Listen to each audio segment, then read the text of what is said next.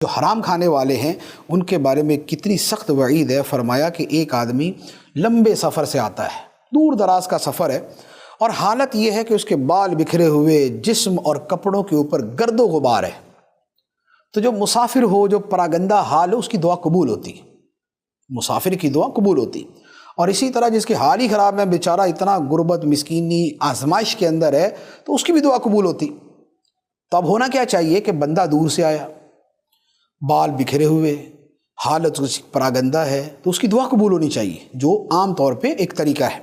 لیکن نبی پاک صلی اللہ علیہ وسلم فرماتے ہیں کہ ایسا بندہ اپنے ہاتھ آسمان کی طرف اٹھا کے کہتا ہے، اے میرے رب، اے میرے رب، اے میرے رب، بڑی دعا کرتا ہے، گڑ گڑا کے اور تضرع اور عاجزی کے ساتھ دعا کرتا ہے۔ لیکن ہوتا کیا ہے، نبی پاک علیہ الصلوۃ والسلام فرماتے ہیں کہ اس بندے کی حالت یہ ہے، یہ جو مسافر ہے اس کی حالت یہ ہے، اس کا کھانا حرام، اس کا پینا حرام، اور اس کا لباس حرام۔ تو نبی پاک علیہ الصلوۃ والسلام فرماتے ہیں فَأَنَّا يُسْتَجَابُ لِذَلِكَ، تو دعا کدھر سے قبول ہوگی؟ جب کھانا پینا پہننا حرام ہے تو دعا کدھر سے قبول ہوگی؟ اور پھر فرمایا کہ جو بدن حرام سے غذا پائے وہ جہنم کے زیادہ لائق ہے۔ تو اب بھلے بڑے اچھے انداز میں جو ہے وہ بڑے جو ہے وہ آدمی اپنا ایک وہ کرا کے جو ہے نا وہ دعا مانگے، اب وہ سادہ لباس ہے یا وہ احرام ہی پہنا ہوا ہے، احرام جو ہے بہت ہی اعلیٰ قسم کا لباس ہے، لیکن وہ احرام ہے رشوت کی کمائی کا، وہ احرام ہے روڈوں پہ کھڑے ہو کے جو لوگوں سے رشوت لی تھی، وہ احرام ہے اس پیسے کا جو دفتروں میں بیٹھ کے جو ہے وہ رشوت لی تھی، وہ جو کسی کے جو ہے وہ کاغذات ٹرانسفر کرنے کے پیسے لیے تھے حرام، وہ جو دفتروں کے اندر کوئی کام پیسے کے بغیر ہوتا ہی نہیں ہے،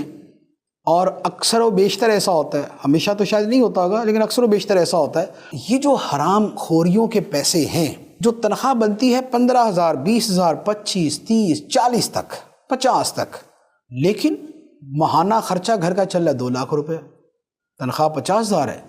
گھر کا خرچہ 2 لاکھ روپے، بچے اسکول میں پڑھتے ہیں جہاں کی فیس ہی 20,000 ہے، اور 4 بچے 60,000 تو فیس دے رہے ہیں، تنخواہ 50,000 ہے، تو کہاں سے دے رہے ہیں؟ حرام سے دے رہے ہیں اکثر۔ اسی طرح ہر سال حج بھی ہو رہا ہے، عمرہ بھی ہو رہا ہے، یا جو سیر و سیاحت پہ بھی جا رہے ہیں، لیوش لائف ہے، اچھی گاڑی ہے، مکان شاندار ہے، حالانکہ اس کمائی کے اندر بن ہی نہیں سکتا، تو کہاں سے بنا؟ Most of the time that is from حرام، وہ حرام سے بنا۔ تو اب ایسے جو نمازی صاحب ہیں، ایسے جو معتمر صاحب ہیں، یہ بھلے جو ہے نا وہ اچھا سا لباس پہن کے اور یہاں سے بڑے عطر مل مل کے جو ہے وہ پہنچ جائے مکے مدینے اور دعائیں مانگیں، اور یہاں سے کیا جانے، ہر بندہ جانے والے کو کہہ رہا جی آئی صاحب دعا کرنا ہمارے لیے، آپ تو عمرے پہ تشریف لے جا رہے ہیں، حتیم کے اندر کھڑے ہو کے دعا کرنا، تو یہ دعائیں کرے گا۔ لیکن جو حدیث کہہ رہی ہے کہ لباس حرام، کھانا حرام، پینا حرام، مطعمہ حرام و ملبسہ حرام و مشربہ حرام فأنا یستجاب لذالک، اس کی دعا کہاں سے قبول ہوگی؟ اس کی دعا قبول نہیں ہوگی۔ تو لہٰذا مہربانی کرے کہ کمائی والے جو حضرات ہیں، اچھا یہ اس میں تاجر بھی آ سکتے ہیں، تاجر بھی دھوکہ فراڈ کر کے لوگوں کو جو ہے وہ دھوکے دے کے اور خراب مال بیچ کے سب کچھ کر کے دھڑا دھڑ پیسے کما کے نکلا ہوا ہے۔ رمضان کا مہینہ آیا اور ہر گلا سڑا پھل دبا کے بیچا، ڈنڈی ماری فل، جانوروں کے گوشت کے اندر پانی بھر کے بیچا، اور اب جب اتنے سارے پیسے جمع ہو گئے تو اب آیا جی آخری عشرہ مدینے میں جا کے گزارتے ہیں۔ سب ایسا نہیں کرتے، بڑے بڑے عاشق رسول، بڑے بڑے اچھے لوگ، بڑے بڑے نیک لوگ جن کو میں پرسنلی جانتا ہوں کہ جو واقعتاً حلال کماتے ہیں